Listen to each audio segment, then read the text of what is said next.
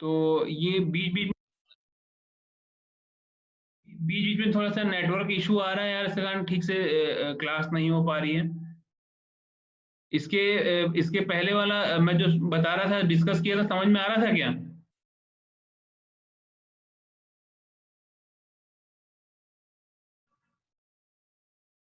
Shubhdeep? Yes sir. तो ठीक है, तो पेपर पुली के बारे में हम पढ़ रहे थे। तो पेपर पुली जब दो शाफ्ट के बीच में कम से कम डिस्टेंस हो तो उस सिचुएशन में काफी यूजफुल होता है। पांचवा जो है fast and loose pulley. Fast यहाँ पर फास्ट एंड वाला फास्ट है। फास्ट पुली जो है वो कीड होता है मशीन शाफ्ट से, और वहीं पर जो दूसरा पुली जो होता है वो फ्रीली रन करता है। तो जब बेल्ट रन करता है ओवर द फास्ट पुली तो ट्रांसमिट करता है पावर को मशीन के द्वारा, मशीन की तरफ पावर करता ट्रांसमिट करता है, और ये जो है शिफ्टेड कर देता है लूज पुली को।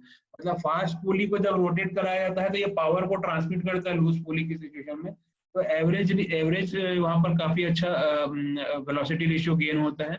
और जब मशीन की जरूरत नहीं होती है तो उस सिचुएशन में ट्रांसमिट करने के लिए, पावर ट्रांसमिट करने के लिए यूज किया जाता है। तो फास्ट एंड लूज पुली भी एक प्रकार का टाइप है जिसको हम यूज करते हैं पुलीज में। तो यहाँ पर डिजाइन स्टेप्स हैं, यहाँ पर डिजाइन स्टेप जो है डिजाइन स्टेप में दिया हुआ है कास्ट आयरन पुलिस के लिए। तो फॉलोइंग प्रोसीजर को हम लोग यूज करते हैं, अडॉप्ट करते हैं for design of cast iron pulley के लिए। For design of cast iron के लिए पहला स्टेप क्या है? Dimension of the pulley. Dimension of the pulley, पहला क्या है कि हमको डायमेंशन फाइंड आउट करना पड़ेगा। तो डायमेंशन जो है वो उसके लिए हम क्या, पहला उसमें भी 3 स्टेप हैं। तो पहला स्टेप है diameter of the pulley D may be obtained either from velocity ratio consideration और सेंट्रीफ्यूगल स्ट्रेस कंसिडरेशन। तो डायमीटर ऑफ द पुली जो है ऑब्टेन किया जाता है या तो वेलोसिटी रेशियो कंसिडरेशन के थ्रू या सेंट्रीफ्यूगल स्ट्रेस कंसंट्रेशन के थ्रू। तो हम देखते हैं कि सेंट्रीफ्यूगल स्ट्रेस कंसिडरेशन अगर इंड्यूस होता है रिम ऑफ द पुली पर, तो उस सिचुएशन में sigma T is equal to rho V square formula use करोगे डिजाइन करते समय। तो यहाँ पर जहाँ पर रो जो होगा density of the rim material, density of the rim material है, रो जो density of the rim material का डेंसिटी जो है रो है, दैट इज इक्वल टू 7200 या 7200 जो है केजी पर metre cube for cast iron के लिए। रो की वैल्यू यहाँ पर वी वेलोसिटी जो है, velocity of the rim is equal to pi D N by 60, जहाँ पर डी जो है डायमीटर ऑफ द पुली है और एन जो है स्पीड ऑफ द पुली है। डायमीटर ऑफ द पुली, हाँ हेलो, कोई कुछ बोल रहा था क्या?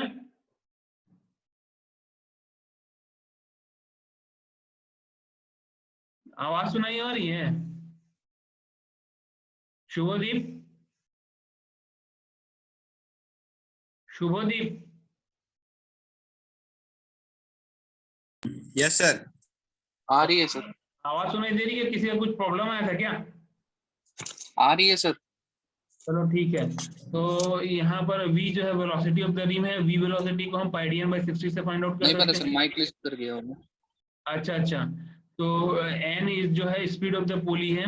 यहाँ पर डायमीटर ऑफ द पुली यहाँ पर न्यूमेरिकल डिजिट में अवेलेबल है, जैसे कि 20, 22, 25, 28, 32, 36, 40, 45, 50, 56, ये सब डायमीटर ऑफ द पुली है फ्लैट बेल्ट और वी बेल्ट के लिए। जहाँ पर पहला जो 6 साइज जो दिए हुए हैं 20, 22, 25, 28, 32, 36, ये वी बेल्ट के लिए यूज किया जाता है। अगर डायमीटर यूज करना है तो वी बेल्ट के लिए 20 mm, 22 mm, 25 mm, 28 mm, 32 mm, 36 mm इतने ही साइज जो है वी बेल्ट के लिए यूज किए जाते हैं।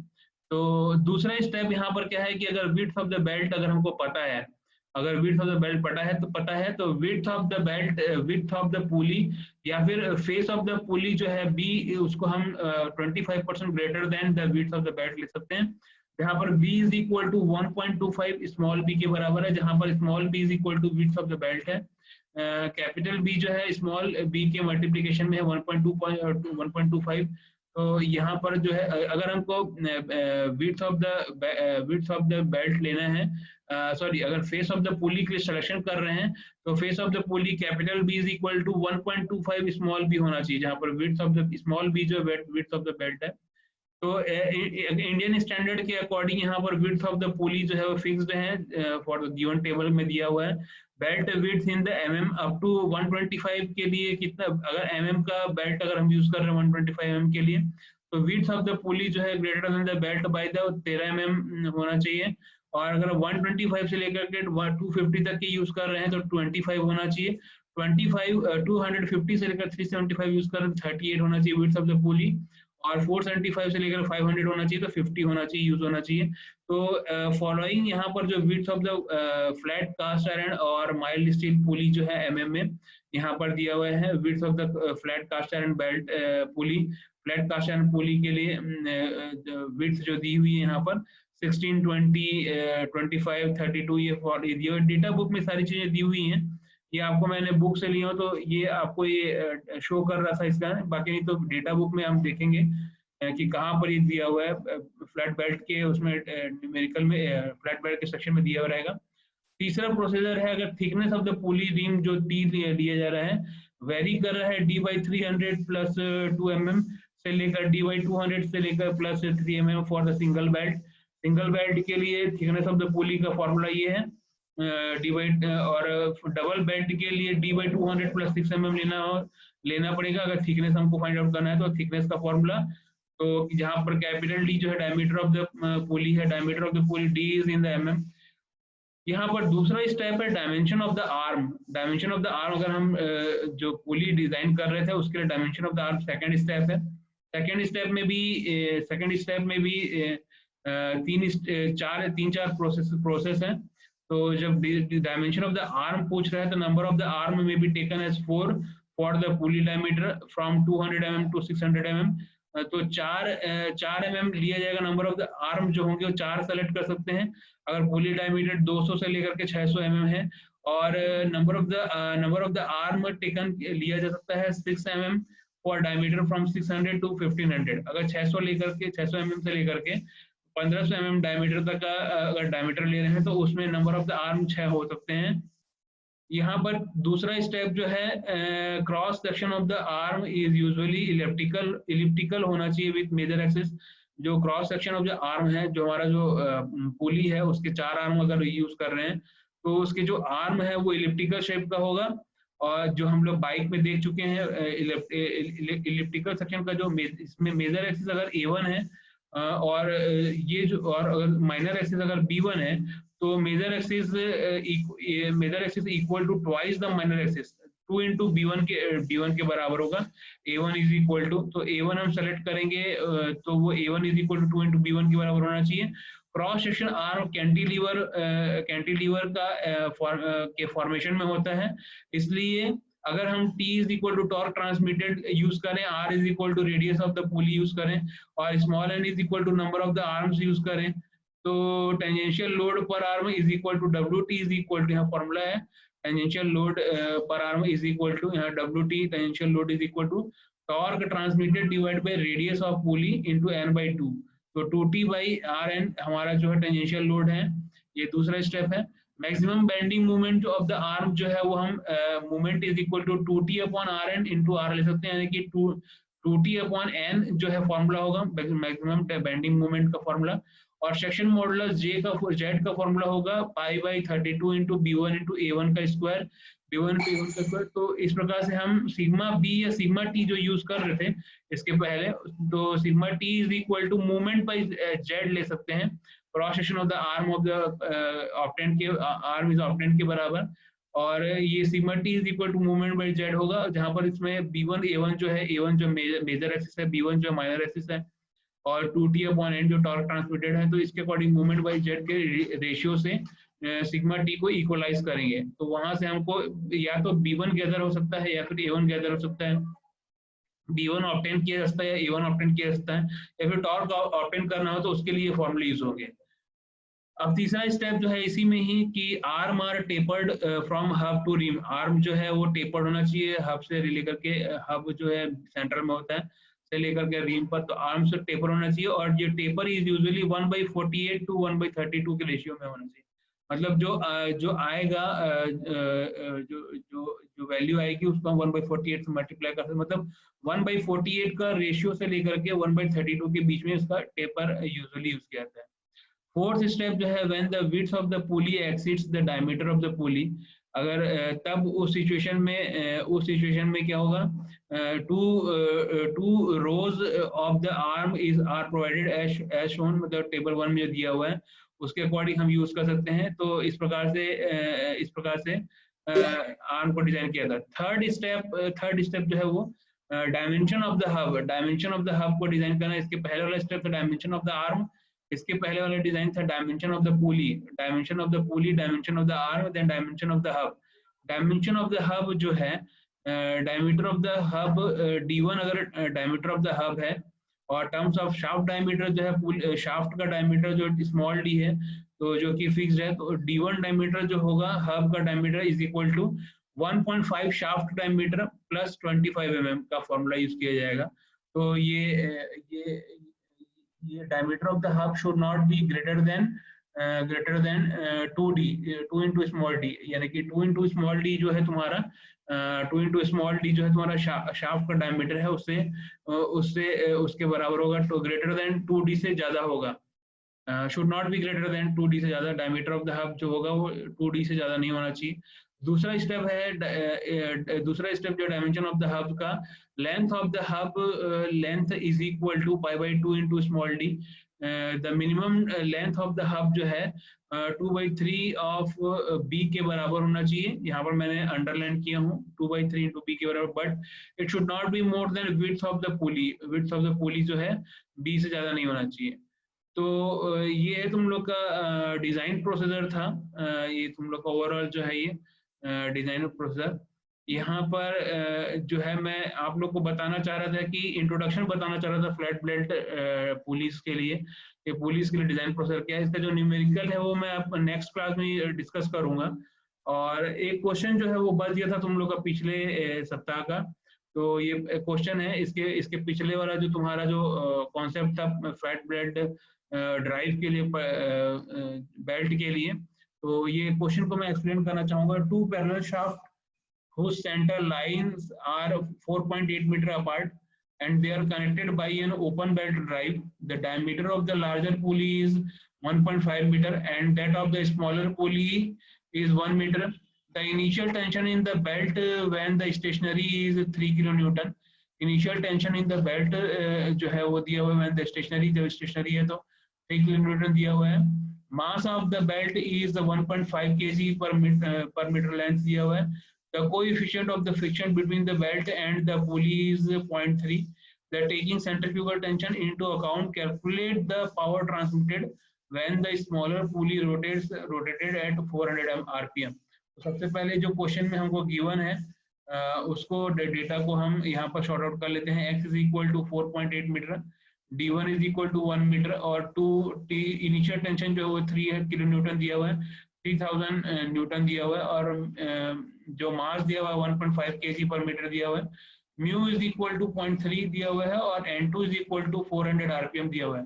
Velocity v is equal to pi d2 n2/60 और पाई इंटू d2 जो दिया हुआ है वो यहाँ पर पाई d2 जो दिया हुआ है d2 है ये, d2 is equal to 1 metre, तो pi into 1 into 400 divide by 60, यहाँ से 21 मीटर पर सेकेंड आ जाएगा। Centrifugal tension TC is equal to mv square that is equal to 1.5 21 का square that is equal to 661.5 newton आ जाएगा। हम जानते हैं कि initial tension T1 plus T2 plus 2TC divide by 2 है, तो T0 initial tension is equal to कितना हो जाएगा T1 plus T2 plus 2 into 661.5 divide by 2 that is equal to 3000 के बराबर है। हमारा क्वेश्चन में गिवन है 3 किलो न्यूटन, तो T1 plus T2 is equal to 4677 newton आ जाएगा। इक्वेशन नंबर 1 देंगे। Sine alpha is equal to R1 minus R2 by x है is equal to D1 minus D2 by 2x, तो sine alpha is equal to 1.5 minus 1 divide by 2 into 4.8, तो यहाँ से calculate करने पर अल्फा की value 3 degree आ रही है। तो एंगल ऑफ द लैब का फॉर्मूला होता है theta is equal to 180 minus 2 alpha. Smaller pulley के लिए तो 180 माइनस 2 इंटू 3 हो जाएगा that is equal to 174 degree आ जाएगा, इसको हम रेडियन में चेंज करेंगे तो 174 into pi by 180 is equal to 3.04 radian. जैसा कि हम जानते हैं कि इनिशियल टेंशन का रेशियो जो होता है 2.3 into log of T1 by T2 is equal to mu theta, तो 0.3 इंटू 3.04 इज इक्वल टू 0.912, तो T1 by T2 is equal to 2.5 मिल जाएगा। इक्वेशन नंबर 1 और इक्वेशन नंबर 2 के अकॉर्डिंग T1 और T2 कैलकुलेट करेंगे तो 3341 और T2 is equal to 1336 newton आ जाएगा। तो पावर ट्रांसमिटेड जो है हमको T1 और T2 मिल गए हैं, तो उसके according T1 minus T2 into V velocity हो जाएगी। तो यहाँ से 3341 माइनस 1336 इंटू 21 और यहाँ से कैलकुलेट करने पर 42.1 किलोवाट मिल जाएगा। तो ये तुम्हारा लास्ट जो फ्लैट बेल्ट ड्राइव में जो बेल्ट का जो डिजाइन था उसमें ये यूज किया जा रहा था। एक रिकैप था, एक क्वेश्चन बचा हुआ था। तो आज के लिए यहीं पर क्लोज करें क्या?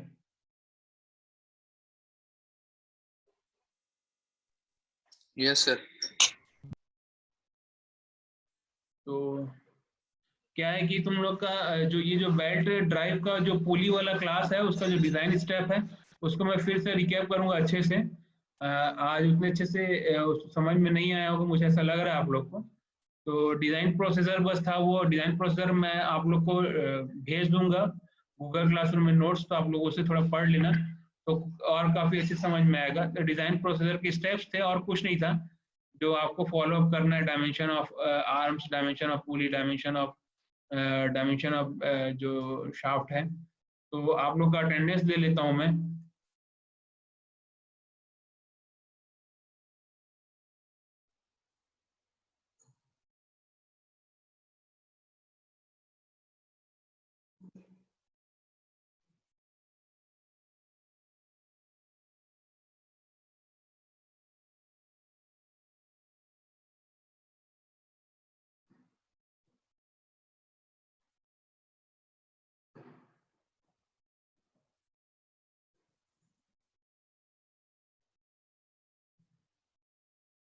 विशाल रजक, कुमार,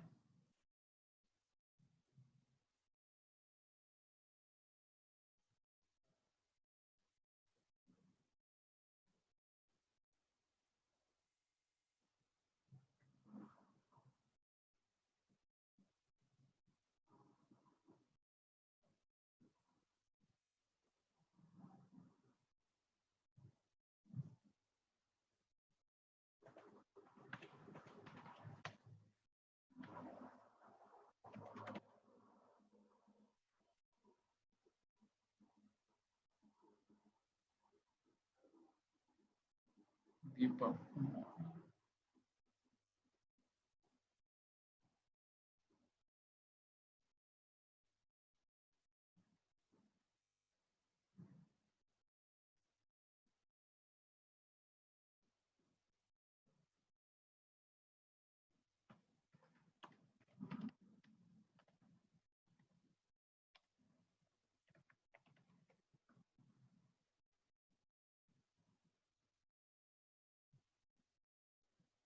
अभिजीत चंद्र, सुनील कुमार,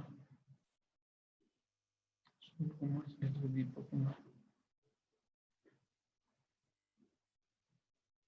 तो ठीक है, मैंने क्लास ले लिया, आप लोगों को डिस्कनेक्ट होना है तो हो सकते हो।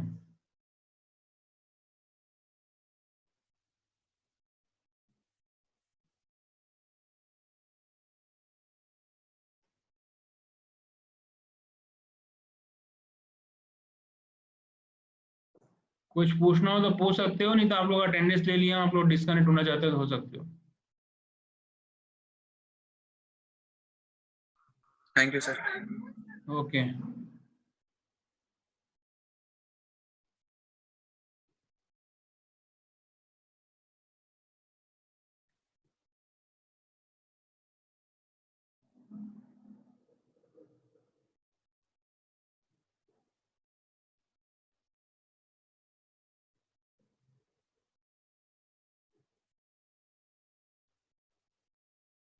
रवि रंजन, रवि रंजन, रवि रंजन, रवि रंजन।